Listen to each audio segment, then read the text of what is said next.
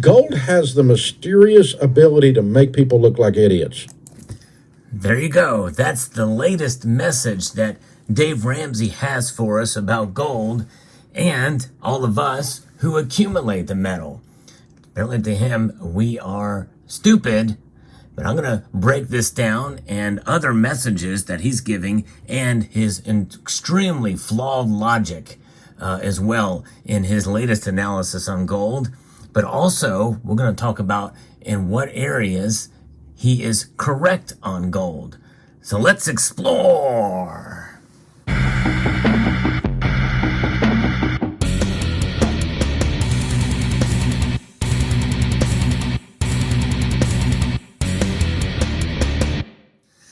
Let's get a little bit more insight as to what Dave Ramsey is saying about gold so we can have a better understanding about where he might be right and also wrong. Really, it's mysterious.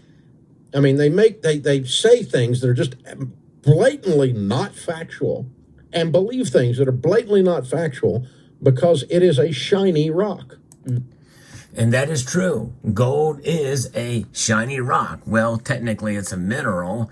Nonetheless, we know that out of minerals can be refined into metal. In fact, nuggets of gold have been found with very high purity. But aside from the physical characteristics of gold, it is a commodity. There is no doubt about that. And he mentions it as such. Of course, excludes the monetary history that gold has, but that's another aspect as well, too. But, you know, that's another debate. But when you think about gold and its long-lasting value, that is something that Dave Ramsey fails to recognize and completely ignores in his analysis because he comes from a modern investing perspective. He looks at investments, he looks at returns, he looks at profits, he looks at companies that have that where you can put money and you can make money and you can see dividends from those things. Gold doesn't pay a dividend. Gold is not an investment. He even says that later on in this piece, which I think is quite eye-opening that he says that. He says it's all speculation, but that's not true either. See, that's the difference. And so what he's referencing is a piece that has been written called The Persistent Illusion of Gold. And this piece is fundamentally flawed because it does the thing that I've warned about multiple times on this channel about how people can take any investment class, any commodity, any stock, any bond, it doesn't matter what it is, anything that's traded in the marketplace, you can make a case for it being really, really good or really, really bad. I'll give you a for instance. Well, at the beginning of 2020, silver was trading, about the $20 or so an ounce, maybe $22 or somewhere thereabouts. It was in the high 19s and the 20. And then by March, it fell down to below $12 an ounce, $11.70 per ounce. So that makes silver look really bad. You can take that with any stock. Bitcoin almost crashed back in 2011. It was a flash crash, a quite dramatic flash crash. And Bitcoin also has skyrocketed to up over $68,000 a Bitcoin. But those are just two different dates. You can take any two different dates and make something look really, really good and make something look really, really bad. Now, what is this about what Dave Ramsey said? Why does he not see this logic? Well, the article references gold's 1980 price peak. And then he says, look where it's high in 1980. Look to where it is now today at over $1,900 an ounce. Of course, this was done a couple months ago, but nonetheless, it's one of the most recent things he said about gold. And so therefore, when you look into account inflation, it has not done very well at all. And you know what? He's right. But that's just it. He says a 2.2 or something percent increase. And he says that's not keeping up with inflation. Well, yeah, it's not keeping up with inflation where it is now at 3.4%. From that time to now, from those two different dates. But what about all the dates in between there in terms of its price performance? And that's just it. A commodity does not pay dividends, and so he says that these commodities don't have the returns that a lot of these other stocks and bonds do that he has. But what about the risk? What about the counterparty risk of those other investments? Because if they can go up, most certainly they can go down. You know, he mentions like Home Depot stock, Microsoft, and these other companies. Well, they've had their bad days too. I guarantee you that. In fact, an investment is, as by definition, a risk. There's risk involved. Money is just not going to be given to you free and clear without any kind of risk at all that goes on with it. And so that being said, well, these things can lose money too, big time. And by the way, if you measure the S&P 500 against gold, it has actually done quite well for a long time. No question about it when you average in all the numbers together.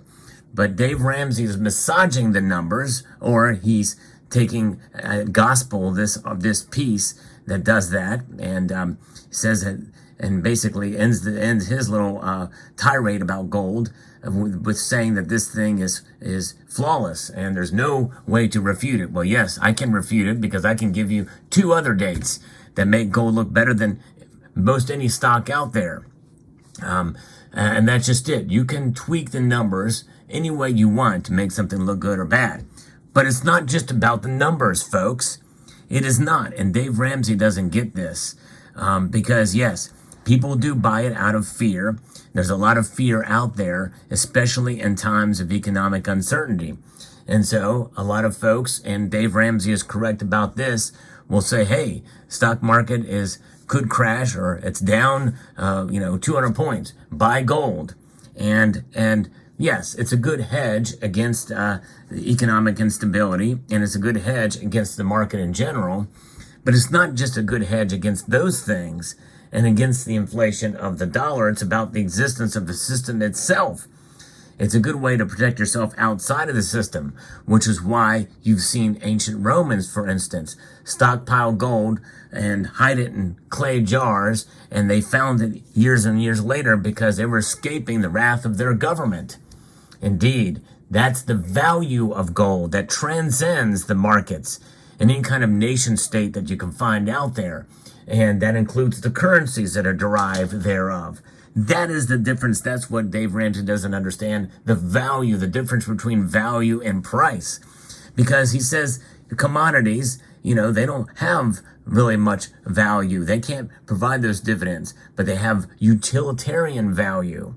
Corn, he mentions corn, soybeans, and other things and the like. But I tell you what, oil has great value. Practically. Indeed, it does. And so does gold. Its mere existence and the fact that central banks around the world store gold and treasure it. And so even though Dave Ramsey is right that people are led to buy gold out of fear oftentimes, well, that's one thing I preach against on this channel. We should not buy it out of fear. We should buy it out of understanding, historical understanding of the metal. And when you look at the history of the metal, and even when you take into account the price over the last 100 years or so, it has preserved its value, it's preserved its worth. And I know people say, well, Sal, you can use the example of a nice tailored suit back in the 1890s compared to with a $20 gold piece that you've used to buy that suit back then, compared to having a 1 ounce gold coin and cashing it in and buying that same gold suit now. That's a general rule. It's not necessarily the here and now and picking the price that it was back in 1890s, which, by the way, was fixed at $20.67 an ounce back then because we were on a gold standard, which means that fixed value, and Dave Ramsey even references this in many of his criticisms of gold, that fixed value means that we were on a gold standard. Gold was the foundation because of money, because it indeed is money, as defined in Article 1, Section 10 of the Constitution. And by the way, many states right now are working very hard to try to recognize gold and silver indeed as transactional money to be used to declare independence from the Federal Reserve System. And so while Dave Ramsey has a lot of faith in the dollar, many of us do not have the same faith that he does in the dollar amidst inflation. Now, in this piece, he also mentions that people burying a bunch of cash in the backyard, and he does mention inflation. You're going to lose money if you do that. Well, I tell you what, when you take into account some of these stocks that have had these returns, do you take into account inflation on the returns there? Well, you should, and the speculative nature of those stocks are just that, because you can lose money just as much as you can gain money. I've talked about some investments, even in the world of precious metals, mining stocks, where that can happen. But that's just it. It's diversification. And there's nothing wrong with being diversified with some of your portfolio into gold as a safe haven against the insanity that is around us today. And make no mistake, there is insanity out there in the world. So Dave Ramsey does not, I think he's got such a hatred for gold now, especially with what he said in this piece, that it's really mind-blowing. I don't think he would be open to a debate about it, which is kind of shocking. I've heard things before from Dave Ramsey about gold, but never so serious and never so insulting to most of us who have a fundamental understanding of the metal. And by the way, I think that, there's many people out there who are well diversified, who have gold in their portfolios and well diversified, as well as practice a lot of the fundamentals and a lot of the things that Dave Ramsey teaches, staying out of debt. And that's definitely a good thing to do, to work your way out of debt. I think we can agree on that. I mean, there's nothing wrong with any extra money you have left over to diversify into a safe haven, such as gold and silver, just in case that the dollar runs into a hyperinflationary situation, and especially with what is coming, and that's central bank digital currency. Bad news, central bank digital currencies are, and we're likely to see it here in this country. So let me know what your thoughts are about this piece and about what Dave Ramsey says about gold. Hope you found this video informative, insightful, and educational. I'd like to extend a multitude of gratitude to each and every one of you for watching, and to encourage you to please rate, share, comment, and subscribe.